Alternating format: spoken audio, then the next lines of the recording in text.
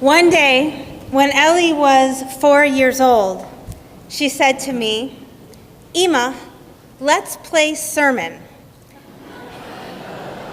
How about I write things down and then I read it to you?"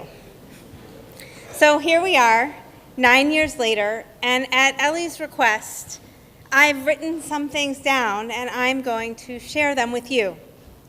But first, I want to thank you, Ellie, for asking me, and Daniel for ceding your pulpit to me on this extraordinary morning. We begin with poetry. When Ellie was in preschool in Chicago, there was one day dubbed Poem in Your Pocket Day. Just as it sounds, all of the kids were asked to pick a favorite poem to carry in their pocket, and throughout the day, different people would ask them to pull out the poem and share it. Ellie's was written by James Stevenson and entitled, "Why?"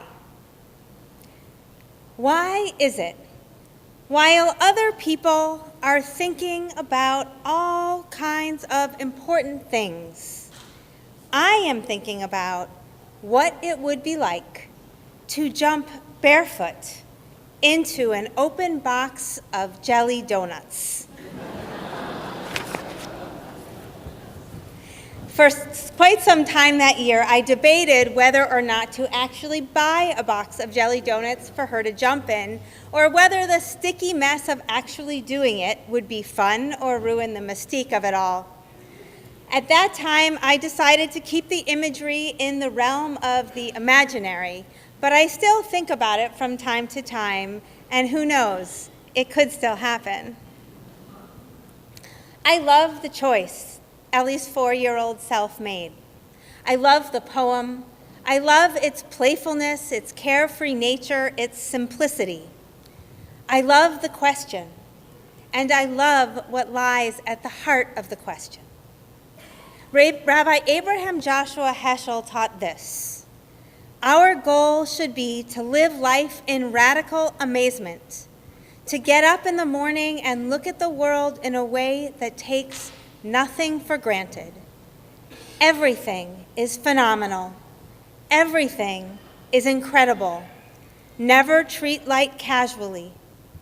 To be spiritual is to be amazed. Children have an innate sense of wonder. In fact, when Ellie's brother Shamir was little and just beginning to acquire a substantial vocabulary, he invented a word for this mixture of awe and curiosity that comes so naturally to children. One day when driving home from preschool, Shamir said this to me: "Ima, I have a wonderation." A wonderation, what a great word. Somehow, though, in the process of growing up, these wonderations become less and less frequent for most of us. As we gather today to celebrate Shabbat, our daughter Eliyah stands on the threshold between being a child and being a full participant in the adult Jewish experience. And in this moment, I want to say this to her: Ellie, although you will mature and change, I hope that the capacity for wonder is something you never outgrow. So my question for all of us is this: how do we maintain a sense of wonder, even as our understanding of the world and our place in it becomes more complicated and more nuanced? I want to suggest that we do so by developing more humility, that there is an essential connection between amazement and humility, a virtue too often undervalued and misunderstood in our day. In this week's Torah portion, Moshe is described, praised even, as the most humble man on earth. What does it mean to be humble? And why does it matter? Rabbi Lord Jonathan Sacks offers what I think is an exquisite definition of humility. He teaches that humility, true humility, is one of the most expansive and life-enhancing of all life virtues. It does not mean undervaluing yourself. It means valuing other people. It signals a certain openness to life's grandeur and the willingness to be surprised, uplifted by goodness wherever one finds it. Humility, then, has three essential characteristics. 1, the knowledge that we ourselves are valuable. 2, the understanding that everyone is valuable. And 3, the willingness to see and be surprised by the magnificence of our world and everyone in it. With this understanding, the question grows beyond what is humility to how do we live it? In other words, how do we grow our capacity for humility? And we do that, I believe, with kindness. When we think about every person we meet as a wonder to behold, when we believe in our essential worthiness and in the essential worth of others, the only way to act with integrity in the world is with kindness. There are no other options. And when we practice kindness toward others, we become more humble and more happy ourselves.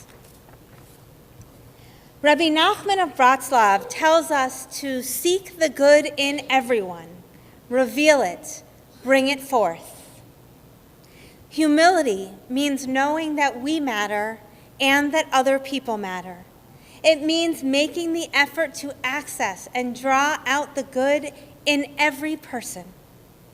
And when we do so, when we act with kindness, we simultaneously bring forth the good that is within us and in the world.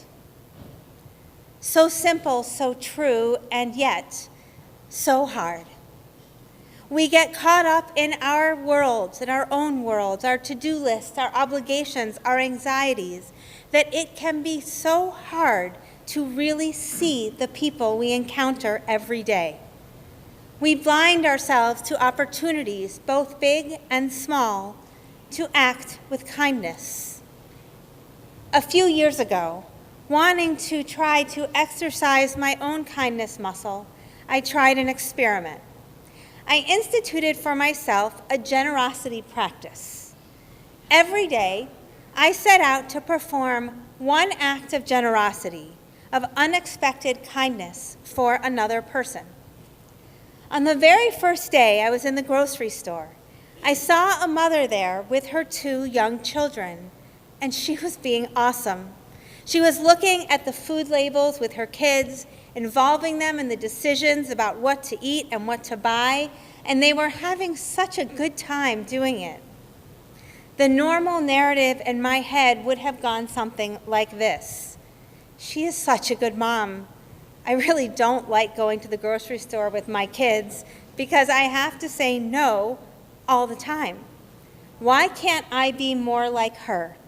Why can't I be more like that woman over there? I'm such a bad mom. But I replaced that tired story and harsh self-talk by going over to her and telling her that I was so impressed with her, with the way she was engaging with her kids. I told her kids that I thought they were really lucky to have her as a mom. And then I walked away and continued with my shopping. I hope that my words made her day. I have no idea if they did. I do know, though, that the moment changed me. Now, I'll be honest, the experiment didn't last very long.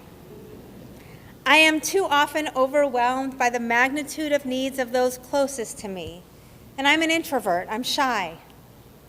But I do want to be, strive to be, the sort of person who regularly offers kind words to strangers, who asks, "How are you?" and really listens to the answer, who leaves flowers or fresh-baked cookies on a neighbor's porch for no particular reason. The person I aspire to be and the person I am are too often out of alignment. What about you?